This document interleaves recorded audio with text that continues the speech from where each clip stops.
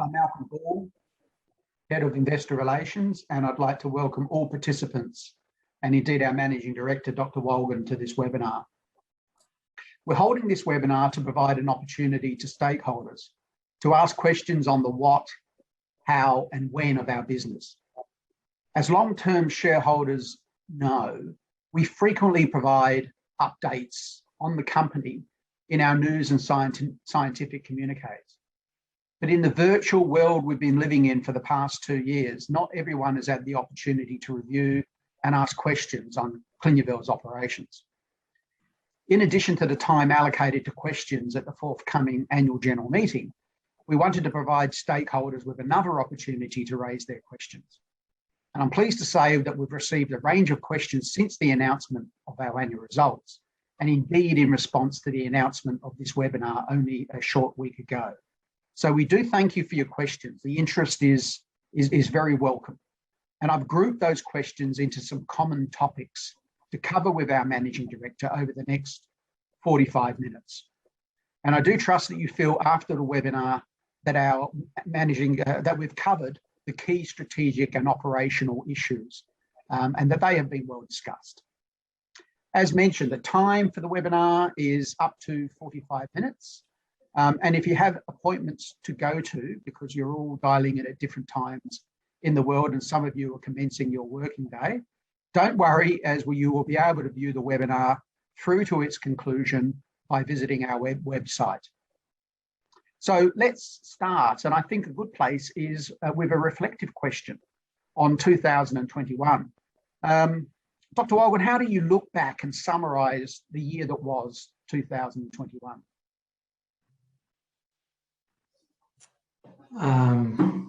For sure eventful, but if I need to summarize it in one word, it's probably astonishing. Certainly in the turbulence that the world has all envisaged and the vortex we lived in, and we also need to put in context what was asked from a pharmaceutical company. If nothing else, 2021 showed how unreliable financial forecasting can be, because it could well have been expected that less patients and less treatments would have been administered, given that the most hospitals in the world, and certainly those that we served, were working under limited capacity. Now, we assigned 3 factors to the stellar financial results that you see on the slide. And the first factor is really the unusually high patient demand. And there we need to reflect that also these patients were living under restricted conditions and had a limited freedom to be mobile. And if you detach yourself from a moment from the financials and think of what happened, it was really, and now I go back to calendar year 20 and 21. This is really the first time in the history of the company where under restricted conditions, we've observed that these patients actually refuse to discontinue treatment. Right. And that's quite an important statement, because that alludes to the real treatment effect of SCENESSE on these patients under these burdensome conditions. I would say the second factor, and here I take a less dispassionate stance, is really found in the responsiveness and creativity of our teams. And in order to sustain the supply, we needed a regulatory, a clinical, a pharmacovigilance, a quality team, and certainly the quality is important in these periods of need. And they've been, in one word, amazing. The third factor, and I personally ascribe the highest value to that, is what I call the accrued currency that we hold with the agencies. And the agencies are FDA, EMA, BfArM in Germany, HPRA in Ireland, Swissmedic. And these agencies have demonstrated through their correspondence and through the discussions with our teams, a great willingness to assist in these times. And there you need also to take a step back and say, well, all these companies are coming to the agencies to ask help to continue supply. And yeah, the willingness of these agencies have really surprised us and me. And I call that probably the long-term culmination of consistency. The same people talk to them, the same faces with one message. And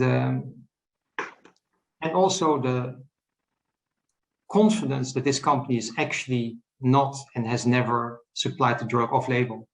So if you add all these three factors together, it's been an astounding year. If we then move to the clinical part, that's been disappointing because we wanted to start the stroke trials, the CUV801 and the XP trials.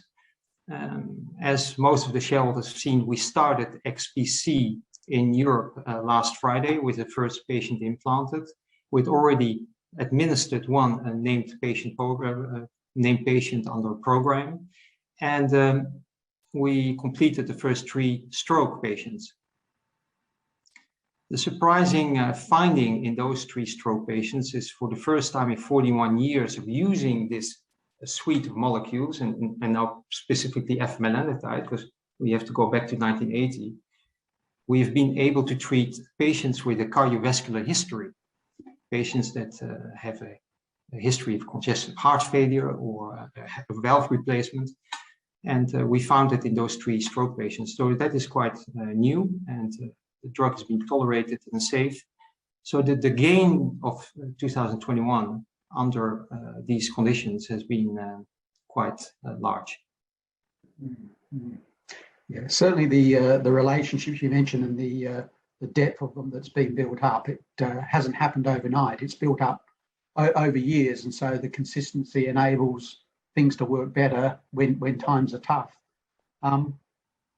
Many of the questions that we have received have fallen into the category of growth and cash. And cash, of course, finances our growth plans. So let's delve into them. And I think a good place to start is just to talk about our multi-pronged strategy. So please talk us through the strategy and what it involves. Well, as you said, the strategy is on multiple tracks. We've seen strong growth from the commercial use of SCENESSE the last 5 years. We're now in our 6th year. And of course, we are going to translate the use of F-melanotide, the key active ingredient, into diseases of unattended, untreated populations. And that's a translation from where we started to where we go. The second part is that we're going to advance our portfolio of melanocortins, but also the formulations, the way we administer it, and we develop our own formulations out of Singapore. So you start off in peptides, you progress to formulations, and eventually the package of new molecules and formulations leads to a new product. And the third part of our strategy is what we capture in our strategic updates is targeted technology transfer. And that is taking the knowledge on molecules, on melanocortins specifically, on formulations, on peptides, on polymers, to use it downstream for a wider audience, a non-diseased audience. And there we hope to leave a lasting footprint in photomedicine, because that's a relatively unoccupied area, and that's also the area of expertise that we bring along. So that is the strategy, and this strategy that we communicated over the years has generated, I believe, significant shareholder value, and so there's no reason why it will not continue to do so. I agree.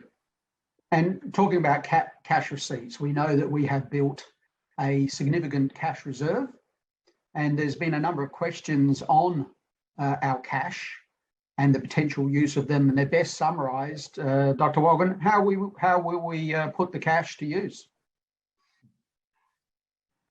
That's a hot topic. Yes. When you don't have it and when you have it.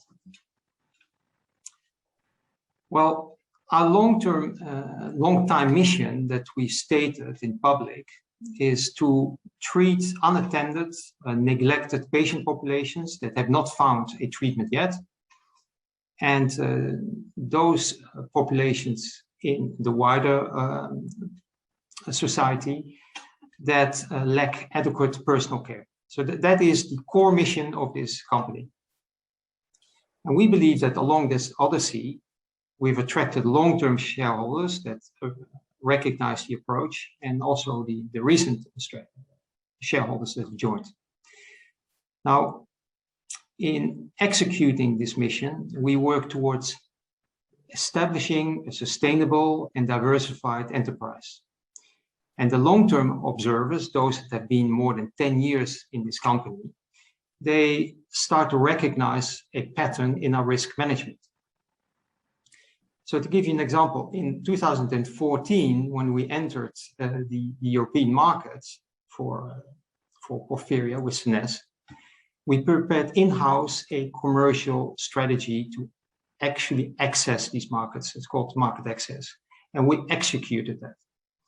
In 2018, we prepared in-house a distribution and market access team for the US, and we executed it. So the current cash and the expected cash receipts from our operations the coming years are going to be put forward, one, towards continuous R&D and innovation from our in-house labs in Singapore, the ones that we built from new in 2020, to finance the inorganic growth. So that is to finance the acquisitions that we're going to make of those companies we're in discussion with and doing diligence on. 3, to establish a liquidity buffer. So we have a capital adequacy rule, and that is more or less to retain cash equal to 2 to 3 years of our expenditures, our annual expenditures. And 4th, which is not unimportant in this litigious world, is to maintain a fighting fund for prospective litigation, those that breach our contracts and IP, and those that seek litigation. So the 4 elements of deploying cash eventually all aims to protect shareholder value. Yes, and this prudence selecting shareholder value is really that buffer through cash to the risk of adverse events. So some companies don't talk about risk too much, but we do. What are the key risks you see that we face, Dr. Wolgen? If you say too much, no, there is not too much when it comes to risk. Not in our thinking. Yes. No, but we first of all, risks in bio and pharma are fraught, are heavy. Yes. This comes with the sector. We fundamentally do not believe that there is a too big to fail. And according to the Sorkin doctrine, there is no too big to fail. It can befall on all of us. So our approach to risk management, I think, is quite unique. The Bible of this company is the risk register. And we address that risk register periodically every quarter. And when you address the first risk, the second one comes up, and when you mitigate the second one, you address. So it's a carousel of risks that we address. Now, without disproportionately skewing the discussion to risk, I can say this, that the last 24 months have shown all of us that negative externalities will disrupt the supply chain.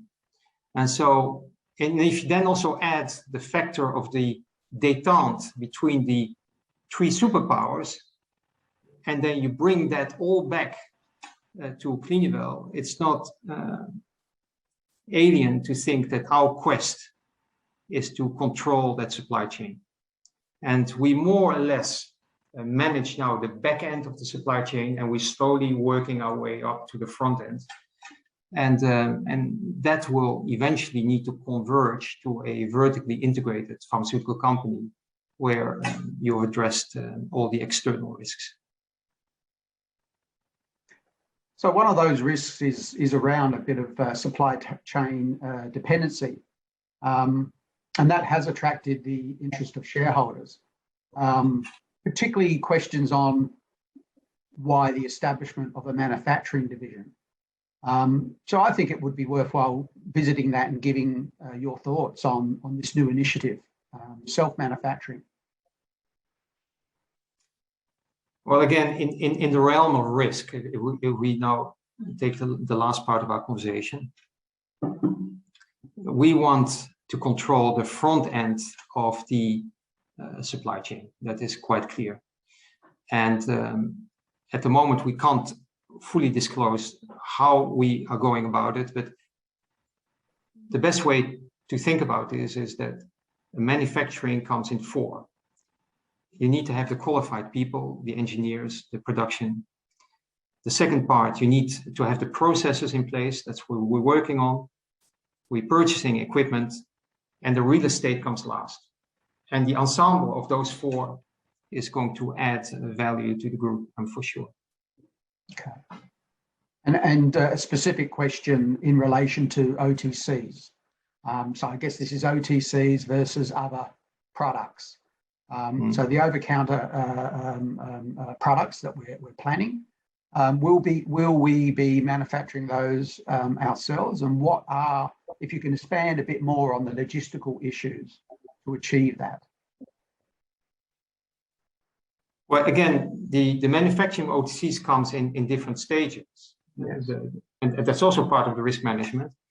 The first stage was to identify the manufacturers, and as we've announced, we weren't happy with the first one, so we switched to the second one.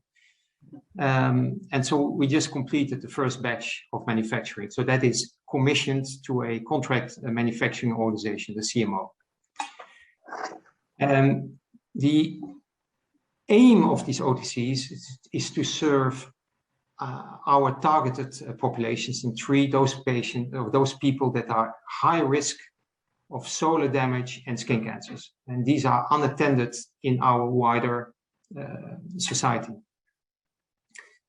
Only when we arrive at scaled production will we bring that in-house in the facilities that I just mentioned.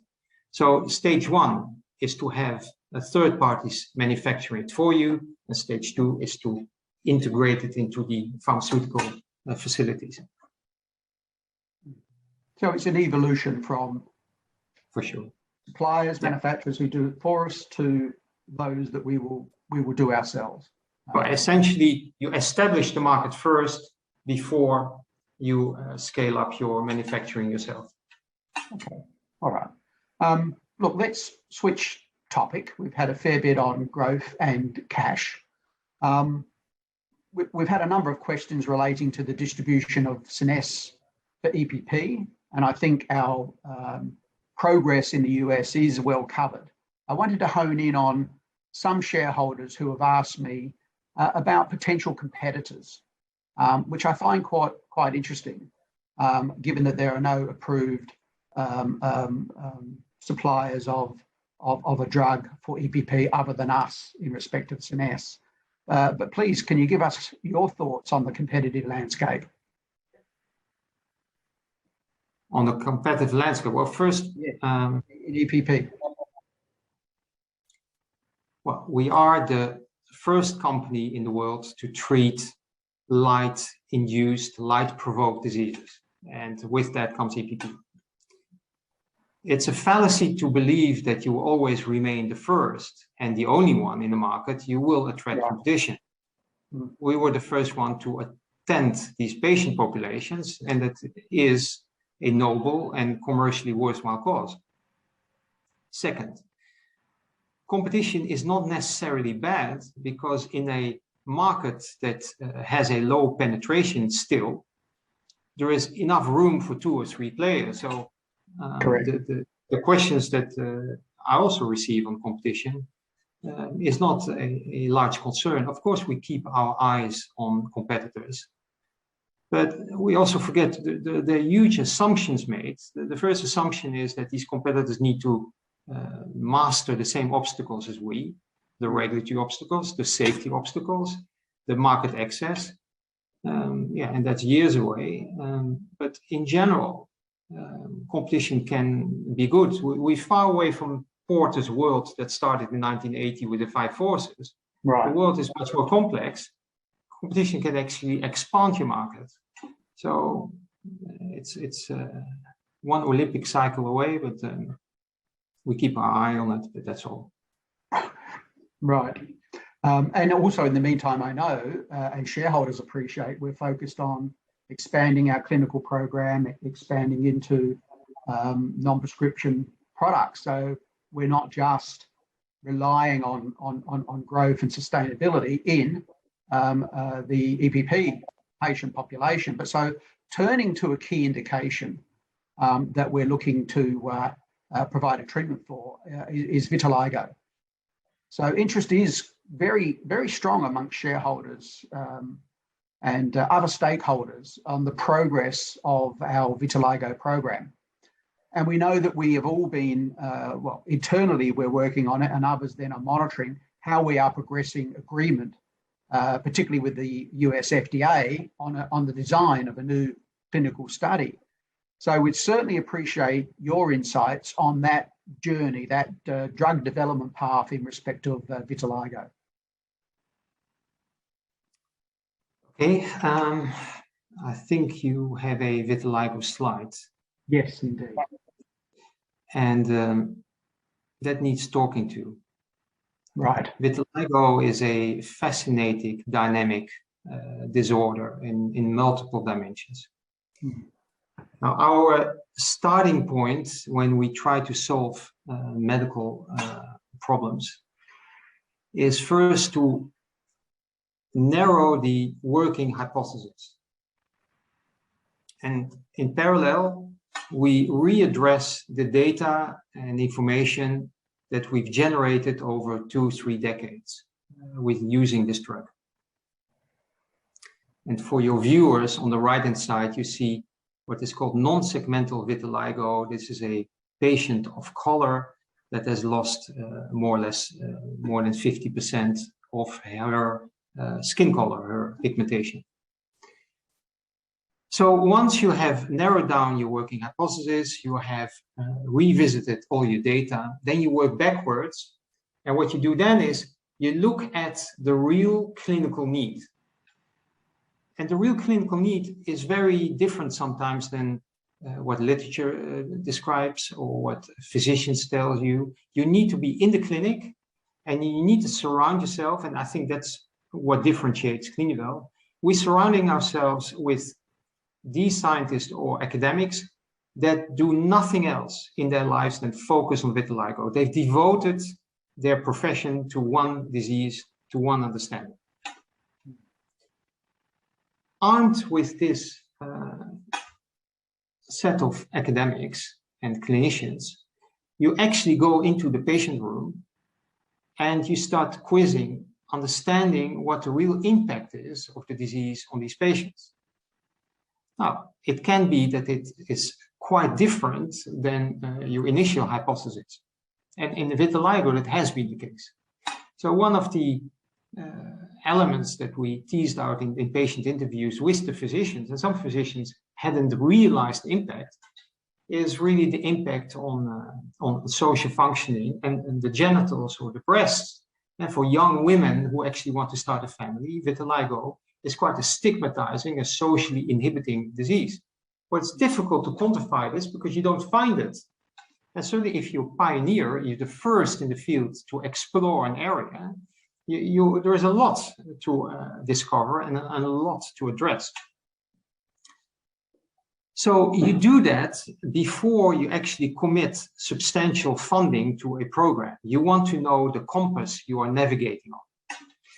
Now, in vitiligo, we were the first company and are the first company to deploy a systemic hormone, a hormone that works endogenously from within to address every single pigment cell. So that's novel. And we conducted the first trial in 2012, that's a CUV 102, and then 2 years later, CUV 104 in Singapore, so in total 74 patients. We looked at the results, and we were quite surprised that the initial hypothesis had held. And so as the vitiligo program progressed, we gained progressive insights. And that's really important to realize. Progressive insights is we start to adjust, to think differently about the disease that we need to treat. If you look at the left-hand side, and this is one of the key findings, you see the hair follicle residing in the deeper layers of the skin. And left of the hair follicle, you see a reservoir, what we call the engine room, the production room of pigment, and that's called the niche. And that niche plays a substantial part in regenerating and giving back the skin color of these patients. So we treated that niche with what was called the standard of care in vitiligo. And standard of care vitiligo is irradiating these cells. And the niche is like a pouch. It contains stem cells. It contains immature pigment cells that are not yet ready to go into the outside world, to the epidermis, high and migrate up. And these cells lack what we call the docking stations, the receptors. And without receptors, there's no hope that the pharmaceutical can actually work and produce pigment. So you need to mature them before they start expressing their receptors. And once they do, you have a chance of actually making a drug work. And that hypothesis held. So that was wonderful because the medical community hadn't seen it before. They knew about the phenomenon, but they didn't know about the combination. Now comes the crux of the story. And that's part of what I call understanding the risks before you commit substantial funding to a program. You need to put your coordinates quite precise to end up where you want, and that is an approved drug, and an approved drug that is going to be reimbursed. Right. Now, CLINUVEL being the first with a novel treatment, we propose this to the FDA.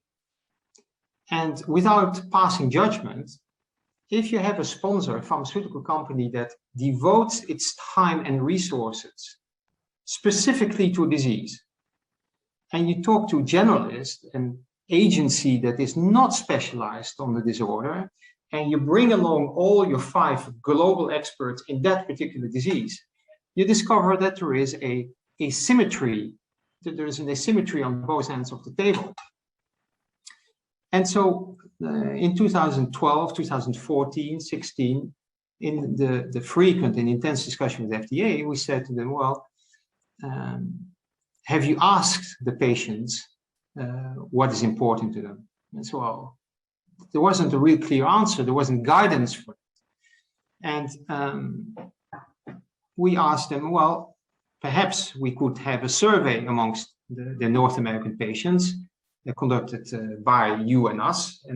But the FDA wasn't ready because they hadn't had these questions before. All right.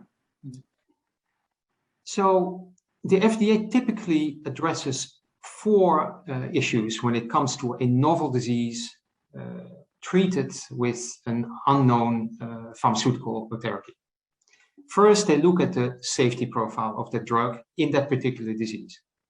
Well, there was, of course, concern because in the eyes of the FDA, and that's an important statement, the standard of care, narrowband UVB in this disease, may be used worldwide by the North American physicians as standard of care, but the equipment has never been approved for narrowband UVB. It was really earmarked for psoriasis. So the physicians believe it works, they publish on it, but the FDA hadn't approved at the time the narrowband UVB for this disease. So you're really using an off-label use of the equipment for a disease. Right. So they were concerned about the safety of narrowband UVB and the combination. What happens if you combine a device that has not been approved with a novel therapy?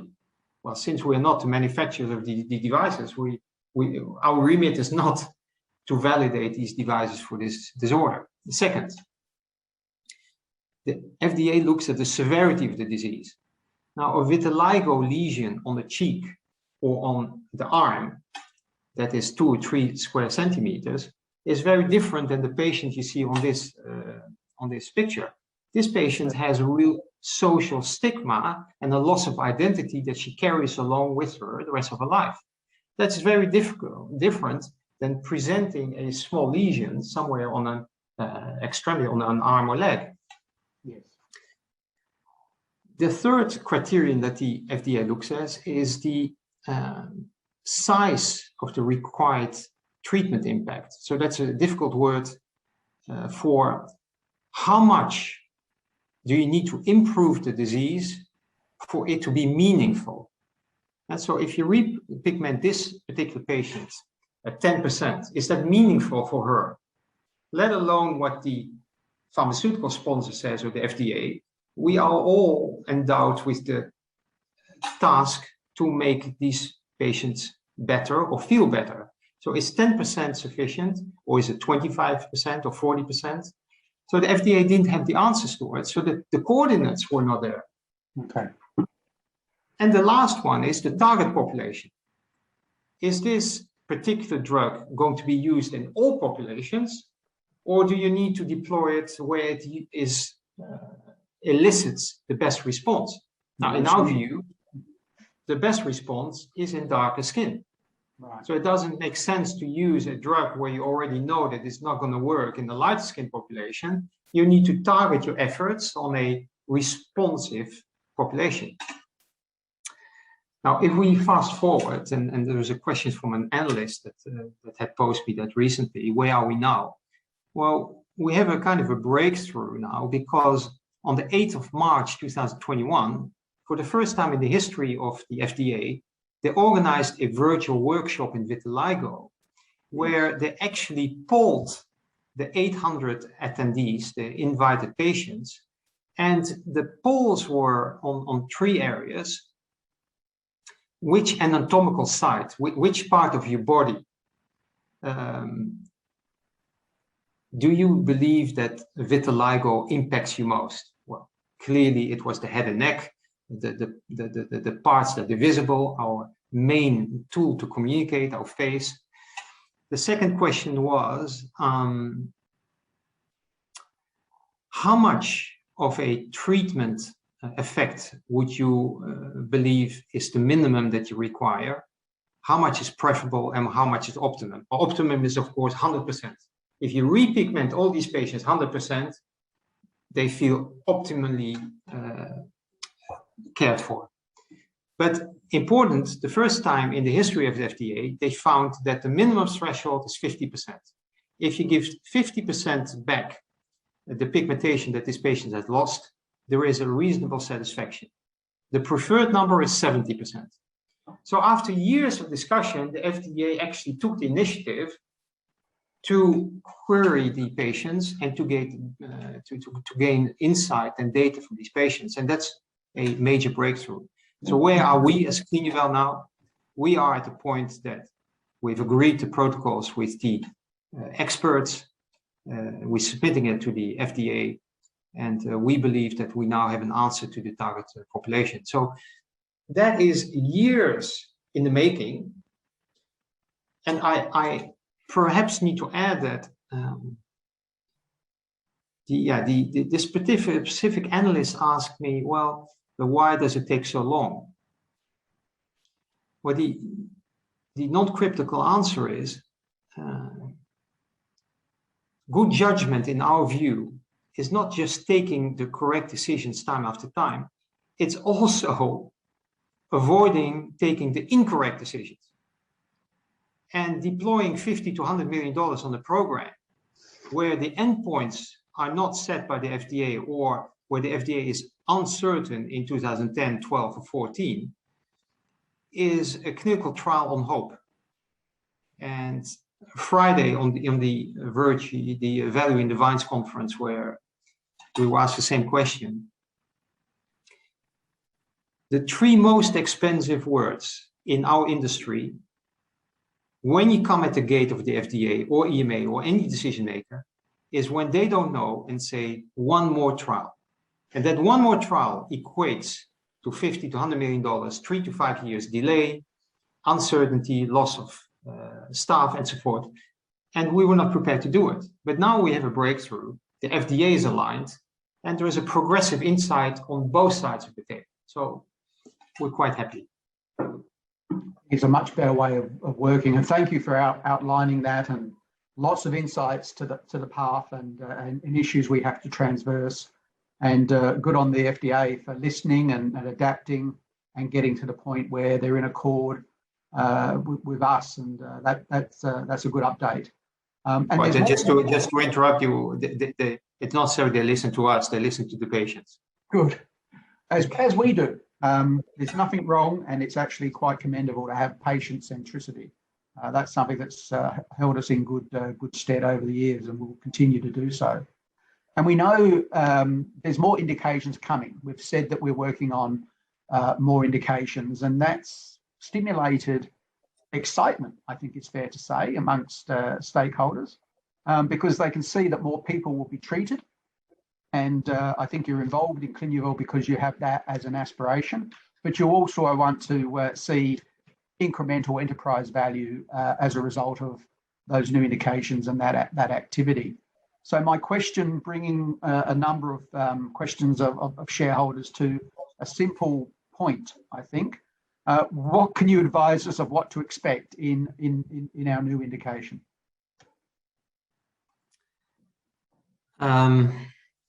Specific to the new indication, we announced, I think about a year ago, that we identified a new indication. And in order to progress, you need to select the expert center that gives you most confidence to deliver results. And that sounds quite dry and abstract, but not every center is equally apt to run clinical trials. Some centers are very experienced in it, some are not, some are more research oriented. So we found one North American center that in our view is the expert in this field. And from then on, you start discussing with the experts within the institution, with our experts that we surround ourselves with our clinical team, with our scientific team, the merits of going to this indication and therefore also eventually investing or not. We make a risk assessment. Then it comes to agreeing the contracts. That's quite important. Prior to the contracts comes the protocols. The protocols need to pass the institutions, it needs to pass our desks, it needs to pass the desk of the experts. When the protocols and contracts are ready, there's one more part to check, and that is the intellectual property. Okay. And engaging with institutions and leaving your product behind, there's a considerable risk that tech transfer teams or researchers say, well, is there more that we can do with this technology, or are there patents that we can file? And so we are very conscious that you need to have a totally robust IP position before you go in, because if you are addressing large indications, it's going to attract commercial interest, but also commercial interest from the institutions. So the last box to tick is to get a sign-off on the IP, and once that is completed, I guess we will excite the markets by our new indications, all with an aim to create and sustain shareholder value.